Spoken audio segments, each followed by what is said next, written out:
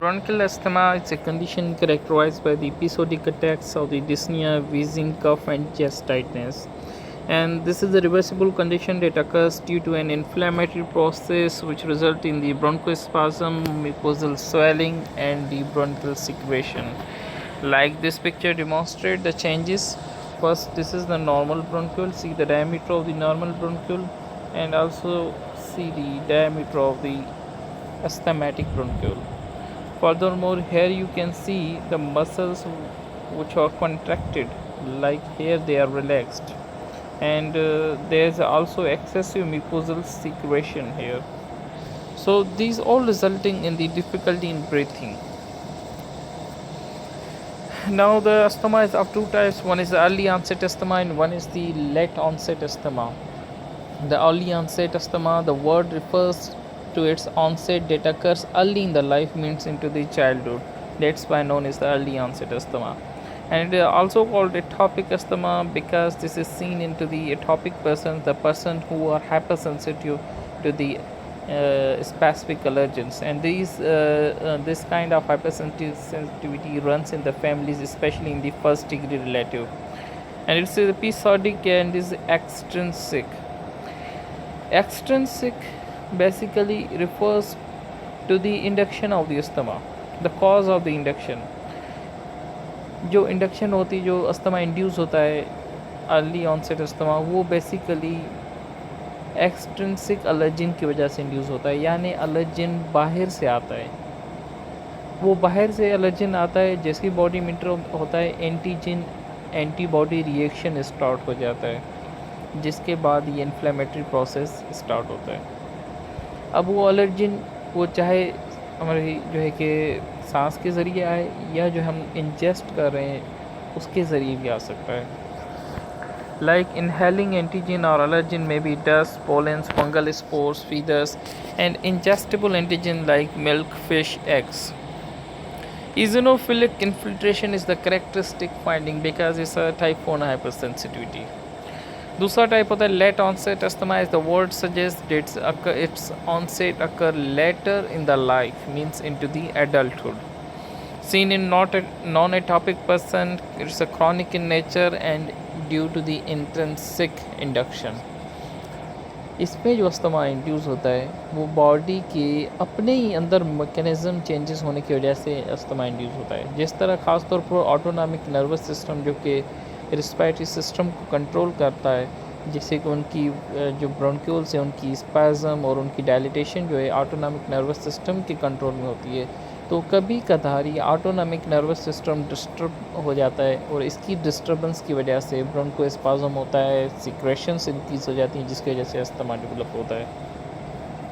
और ये autonomic nervous system कब जो है कि डिस्टर्ब होता है, जब कोई पर्सन कोल्ड में एक्सपोज होता है यानी ठंड में एक्सरसाइज करता है या स्ट्रेस में होता है, तो ये ऑटोनॉमिक नर्वस सिस्टम जो है कि डिस्टर्ब हो जाता है.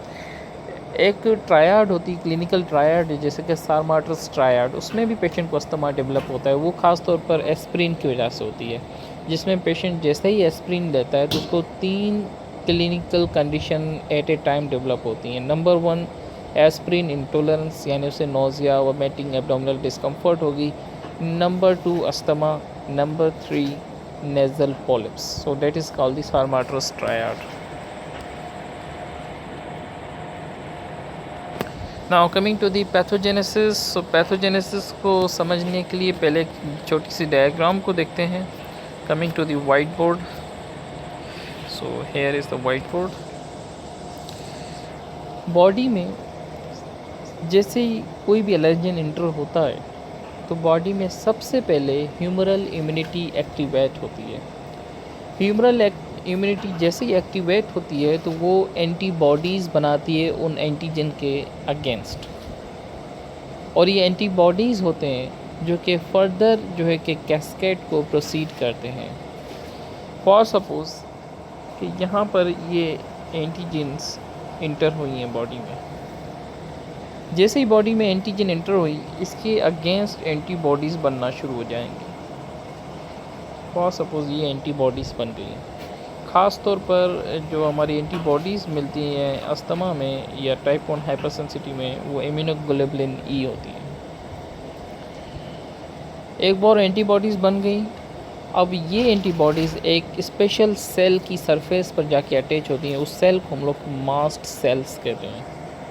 फॉर सपोज़ ये हमारा यहाँ पर मास्ट सेल है और इसकी सरफेस पर जाकर ये एंटीजेंस अटैच हो जाती हैं। मास्ट सेल के अंदर कुछ ग्रैन्यूल्स होते हैं जिसको सेल मीडिएटर्स कहते हैं, जैसे कि इम्पोर्टेंट उसमें हिस्टामिन जो कि इन्फ्लेमेटरी प्रोसेस कराता है। वेरी इंपॉर्टेंट है हिस्टामिन, जो आगे डिस्कस करते हैं।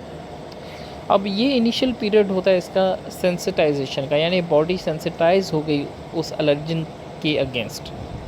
अब जब नेक्स्ट टाइम सेम एलर्जन दोबारा बॉडी में इंटर होगा तो यही एंटीबॉडीज़ उन एंटीजन को रिकॉग्नाइज़ करेगी और रिकॉग्नाइज़ करने के बाद इस मास्ट सेल की मेम्ब्रेन को डैमेज करेगी, जिसकी वजह से जो ग्रैन्यूल्स हैं वो रिलीज़ हो जाएंगे मास्ट सेल से, जिसको हम लोग डीग्रैन्युलेशन कहते हैं। सो फॉर सपोज़ यही एंटीजन दोबारा बॉडी में इंटर हुई तो ये एंटीबॉडी के साथ मिलेगी और इस तरह एंटीजन एंटीबॉडी रिएक्शन होगा, जिसकी वजह से इसकी मेम्ब्रेन जो है कि रप्चर हो जाएगी। मेम्ब्रेन रप्चर होने से ये ग्रैन्यूल्स जो थे वो बाहर रिलीज़ होना शुरू हो जाएंगे। अब इसमें इंपॉर्टेंट ग्रैन्यूल है हिस्टामिन, जो कि ब्रोंकोस्पाज़म कराता है और वेज़ोडाइलेशन कराता है।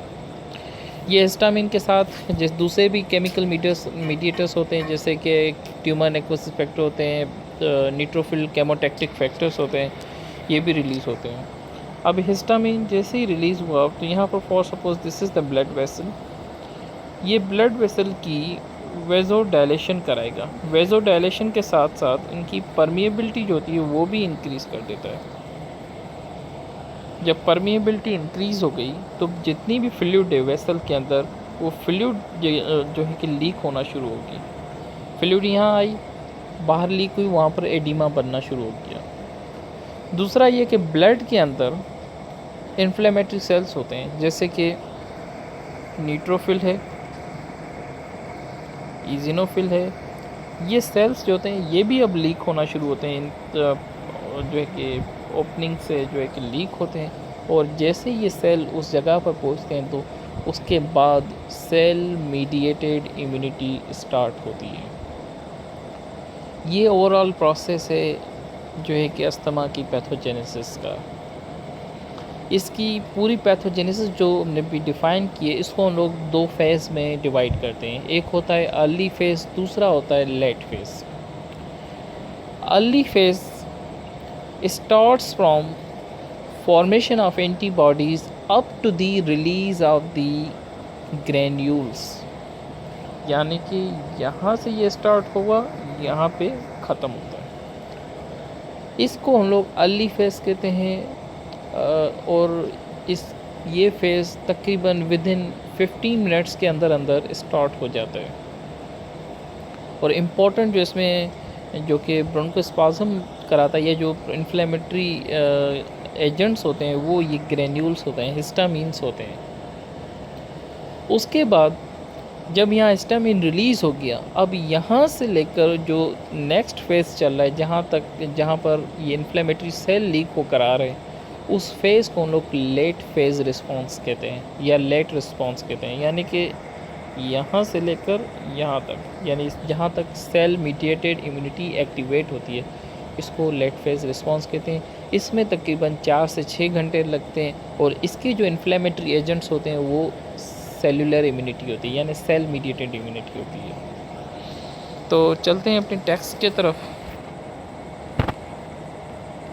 सो here you can see the pathogenesis of the asthma, this including the immediate phase response and the late phase response. Immediate phase response occurs within the 15 minutes to 1 hour of the exposure of an allergen आया, antibodies बनना शुरू हो गई। This is caused by the chemical mediators, as I have told you. And late phase response जो होता है, its onset occurs after 4 to 6 hours of the exposure to an allergen, and this occurred due to the inflammatory cells like eosinophils, neutrophils, etc. अब इसको phases में divide करने की importance ये है कि डिफरेंट ड्रग्स की डिफरेंट रोल होता है। कुछ drugs early immediate phase response में एक्ट ज़्यादा बेहतर करती हैं, तो कुछ ड्रग्स जो लेट फेज़ रिस्पॉन्स में बेहतर करती हैं। एग्जांपल दिया हुआ है जैसे कि ब्रोंकोडायलेटर है, साल्बिटामोल या थियोफाइलिन, ये ब्रोंकोडायलेटर्स हैं, ये इमीडिएट फेज़ रिस्पॉन्स में ज़्यादा इफेक्ट शो करते हैं। और स्टीरॉइड्स और क्रोमलिन सोडियम जो कि इम्यूनिटी को सप्रेस करते हैं, स्पेशली सेल मीडिएटेड इम्यूनिटी को, that's why their role is more in the late phase response. Clinical features तो बताइए कि डिस्निया होती है, चेस्ट टाइटनेस होती है, वीजिंग और कफ होती है। और जो साइंस होती हैं इसकी, वो साइंस ही बेसिकली डिटरमाइन करती हैं कि अस्थमा की स्टेटस क्या है, वो कितनी सीवियर है। तो सबसे पहले हम लोग बात करेंगे कि वेरी सीवियर एक्यूट अटैक जब होता है तो उसमें हमें पल्स 110 से ऊपर मिलती है, रिस्पायरेटरी रेट 30 से ज़्यादा मिलती है, और पर्सन जो होता है drowsy cyanosed and unable to speak हो जाता है। और अगर इससे भी ज़्यादा सीवियर हो जाए, यानी कि लाइफ थ्रेटनिंग अटैक हो, तो उसमें हमें जो फाइंडिंग होती है वो साइलेंट चेस्ट मिलती है। स्कल्टेशन पर हमें कुछ नहीं मिलेगा, साइलेंट चेस्ट होगी, ब्रेडिकार्डिया होगी और एग्जॉस्टेड होगा पर्सन। तो यहाँ सीवियरिटी को मैंने क्लासीफाई किया है साइंस पे बेसिस पर, माइल्ड, मॉडरेट, सीवियर में। जिस तरह जनरल फिजिकल में सबसे पहले जो कॉन्शियसनेस देखते हैं, माइल्ड में वेल ओरिएंटेड होता है, मॉडरेट में एजिटेटेड और सीवियर में ड्रॉजी। पोस्चर माइल्ड में रिक्लाइन होता है, मॉडरेट में सिटिंग एंड सीवियर में जो है कि फॉरवर्ड बेंट होता है। पल्स जो होती है माइल्ड में लेस देन 100 होती है, मॉडरेट में 100 to 110 होती है और सीवियर में मोर देन 110 होती है। रिस्पायरेटरी रेट माइल्ड में लेस देन 25, मॉडरेट में 25 to 30 एंड सीवियर में more than 30। And speaking ability mild में सेंटेंसेस में बात करता है, मॉडरेट में वर्ड्स में बात करता है और सीवियर में he can not speak. Respiratory system की जब एग्जामिनेशन करते हैं तो हमें इंस्पेक्शन पर टेकीपीनिया मिलती है, परकशन पर हाइपर रेजोनेंस साउंड मिलते हैं और अस्कल्टेशन पर वीजिंग मिलती है। इन्वेस्टिगेशन जो अस्थमा में इम्पॉर्टेंट है, सबसे इम्पॉर्टेंट है लंग फंक्शन टेस्ट, जिसमें हम लोग स्पेशली जो है फोर्स्ड एक्सपायरेटरी वॉल्यूम चेक करते हैं।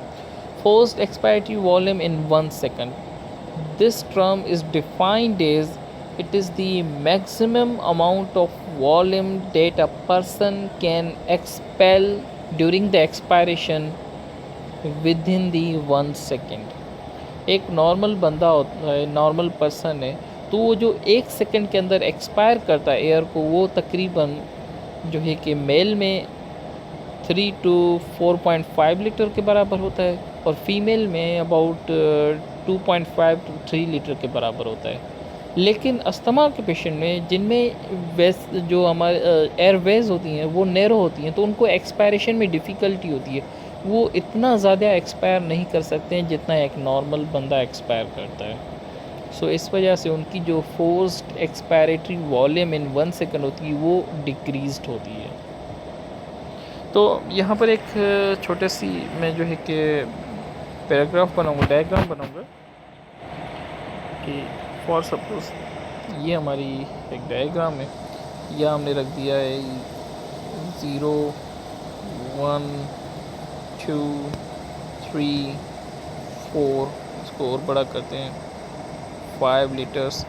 सो ये हमने एक सपोजिशन ली है कि नॉर्मल पर्सन की जो एक्सपायरेशन होती है वो नियर अबाउट 4 और 4.5 के बीच में आती है, exposed expiratory volume in 1 second.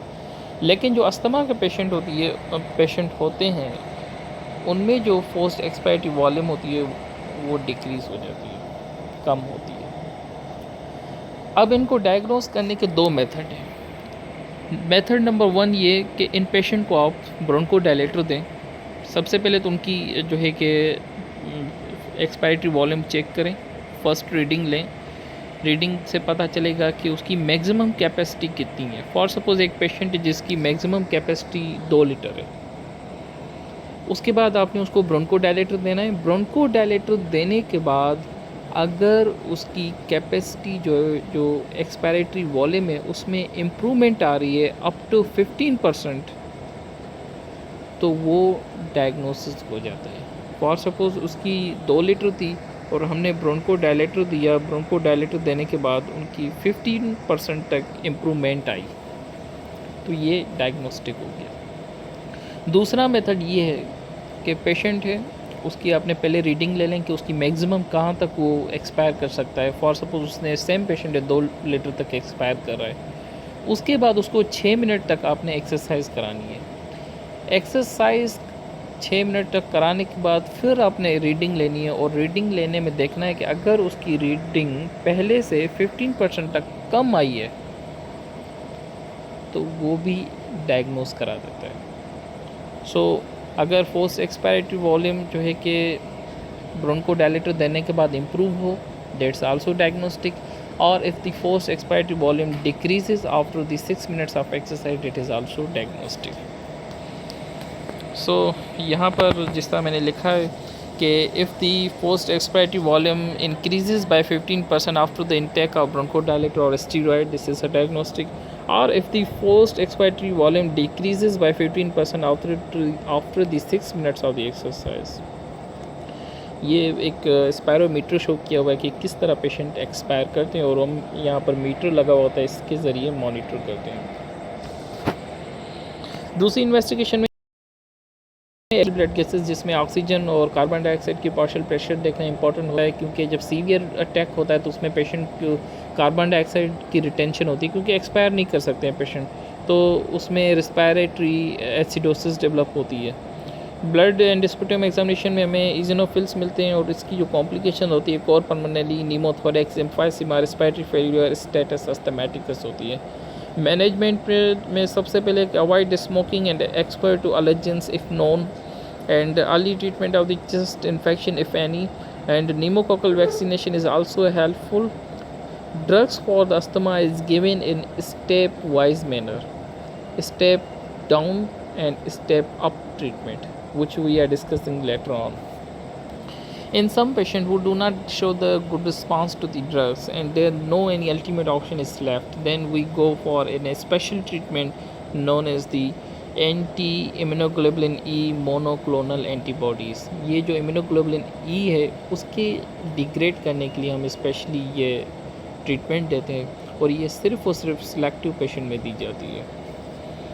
Now coming to the status asthmaticus is a condition of the severe and continuous bronchospasm that has not been controlled by the patient use of the medication. The clinical presentation is the severe dyspnea and wheezing, और severe acute attack की जो science है वही है कि pulse more than 110, respiratory rate more than 30, and patient will be drowsy, cynosed and unable to speak. If it is even more severe, means it's a life threatening, then there will be a silent chest, bradycardia and exhausted. Investigation वही है कि अगर 200 litre से कम आ रही है हमारी expiratory volume तो वो सीवियर है, अगर 100 लीटर से भी कम आ रही है तो उसको हम लोग लाइफ थ्रेटनिंग कंसिडर करते हैं। Differential diagnosis acute exacerbation of the COPD, क्योंकि पेशेंट को सेम फीचर्स डेवलप होते हैं। पल्मोनरी एडिमा, पर respiratory obstruction, anaphylactic shock. Management जो होती है स्टेटस अस्थमैटिकस की वो स्टेप वाइज होती है। सबसे पहले ऑक्सीजन देनी होती है, ऑक्सीजन के बाद हमें नेबुलाइज करना होता है पेशेंट को विथ दी वेंटोलिन और एटम, या समटाइम दोनों कंबाइनली यूज़ करते हैं, और आधे घंटे तक देखते हैं। आधे घंटे के बाद फिर इसको जो है कि रिपीट करते हैं, और अगर फिर भी रिस्पॉन्स शो नहीं हो रहा है तो फिर हम इंजेक्शन एड्रेनलिन या इंजेक्शन अमाइनोफाइलिन यूज़ करते हैं, और अगर फिर भी रिस्पॉन्स नहीं आ रहा है तो फिर हम अगेन रिपीट करते हैं आफ्टर 20 मिनट्स। अगर इवन फिर भी रिस्पॉन्स नहीं दे रहा है तो इंजेक्शन सोलोकार्टिव पर जाते हैं, that is IV steroid hydrocortisone. Injection Solucortef जो है कि 2 दिन तक हम यूज़ करते हैं, 6 ओवरली देते हैं। अगर पेशेंट स्टेबलाइज हो जाता है तो फिर इसको IV स्टीरॉयड से ट्रांसफॉर्म करते हैं ओरल स्टीरॉयड में, लाइक प्रेडनिसोलोन टैबलेट्स देते हैं, और वो उसको कुछ दिन तक टैबलेट्स स्पेशली देनी होती है, और उसके बाद आहिस्ता आहिस्ता ग्रेजुअली उनका डोज जो है कि डिक्रीज़ करते जाते हैं, और अल्टीमेटली उसको ख़त्म बंद कर देते हैं। अब आते हैं जो क्रॉनिक अस्थमा, अगर पेशेंट नॉन केस है अस्थमा का तो उसकी ट्रीटमेंट जो होती है वो स्टेप डाउन और स्टेप अप ट्रीटमेंट होती है। स्टेप अप का मतलब है कि अगर स्टेप 1 से पेशेंट को फ़ायदा नहीं हो रहा तो स्टेप 2 पर जाएंगे, स्टेप 2 से अगर रिस्पांस नहीं आ रहा तो स्टेप 3 पर जाएंगे, स्टेप 3 से रिस्पांस नहीं आ रहा है तो 4 और 5 इस तरह से आगे जाएंगे। अगर पेशेंट बेनिफिशियरी हो रहा है, स्टेप 5 पर बेनिफिशेंट हो गया तो slowly we will go for the step 4। Step 4 पर वो स्टेबलाइज हो रहा है तो then we will try to go to step 3, and if step 3 पर भी स्टेबलाइज हो रहा है तो फिर we will go for the step 2। So this is the step down. So इस टेबल को पढ़ने का तरीका ये है कि इसको हॉरिजेंटली पढ़ना है, इस तरह से पढ़ना है, क्योंकि यहाँ पर सबसे पहले स्टेप्स डिस्कस किए हैं, ड्रग्स, उसकी generic name, brand name, route और डोजेज। जितने भी इनहेलेशन के ड्रग्स हैं उनकी डोजेज सेम है, नियरली 2 पफ्स BD और TDS देनी होती है। तो सबसे पहले आते हैं स्टेप 1 पर। स्टेप 1 में there is occasional use of the short acting beta agonist. Patient जैसे ही डायग्नोस हो उसको हम लोग सबा इनहेलर दे देते हैं कि वो ओकेशनल यूज़ करें। लेकिन if patient is using frequently the SABA drug, then we will go for the step 2। Step 2 में जो है कि स्टेप 1 की जो ड्रग है यानी कि सबा, उसके साथ लो डोज स्टीरॉयड दे देते हैं जैसे कि बैक्लोमेथाजोन है। सो अगर स्टेप 2 में भी इम्प्रूवमेंट नहीं आ रही तो स्टेप 3 में जाते हैं। स्टेप 3 में हमारे पास 2 ऑप्शन होते हैं। ऑप्शन नंबर 1 सबा प्लस हाई डोज स्टीरॉयड, और option number 2 that is the SABA plus LABA and plus low dose steroid. LABA means long acting beta agonist. So option 1 SABA plus high dose steroid, and option 2 SABA, LABA and low dose steroid. Now going to the step 4. Step 4 में हमें SABA देनी है, high dose steroid देनी है, यानी कि वही step 3 की ट्रीटमेंट चलानी है। उसके साथ हमारे पास 4 और ड्रग्स हैं जिसमें से कोई भी एक ड्रग आपने ऐड करना होता है, जैसे कि फास्फोडाइस्ट्रेज इनहिबिटर लाइक थियोफाइलिन, ये यूज़ कर सकते हैं। और you can use the mast cell stabiliser जो कि मास्ट सेल की मेम्ब्रेन को स्टेबलाइज करते हैं। और you can use the leukotriene से मॉडिफायर, और you can use the SABA oral form that is the SR sustained release. इन 4 में से कोई भी एक ड्रग जो है ऐड कर देते हैं। स्टेप 5 में अगर पेशेंट स्टेप 4 से जो है बेनिफिशियरी नहीं हो रहा तो स्टेप 5 पर आते हैं। स्टेप 5 में जो है कि स्टेप 4 की जो भी ड्रग्स दी हैं वो सारी दी जाएगी, और प्लस में पेशेंट को ओरल स्टीरॉयड दिए जाएंगे। सो that is all about the topic.